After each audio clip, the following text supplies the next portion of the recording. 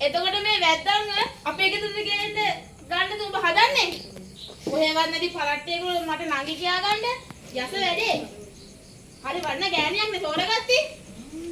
වැඩි පරට්ටි. ආරච්චිගේ මස්කිනාය රොඩේගේ දුවෙක් ගන්න. ඔන්න අහපන්කො දෙමළුන්ගේ ගෙදරට ගන්න.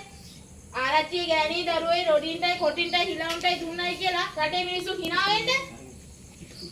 අය කියන එක හරි. ඔබේ ගෑණි කැඳගෙන එන්න ඉඩ දෙන්න බෑ. මම වෙන කිසිම ගෑණියෙක් ගන්න නැහැ. මේක මැනික් ගෑණි මම වෙන පුංචි මැනිකා. ඒක හැද ලස්සනයි. අනිත් උන් කඩේ හැමතැනම කුණ හර්ප. මේක එහෙම නැහැ.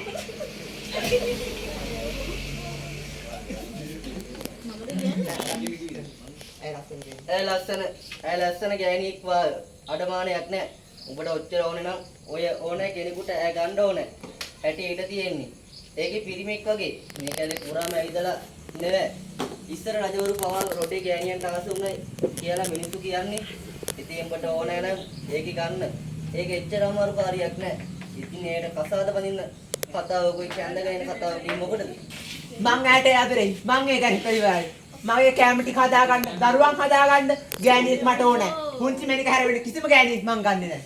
උඹලා ගේ නැතුණාට මට ඕන තරම් ගෙවල් තියෙනවා. ගණන් බරු ටික පළයන් ගෙදර.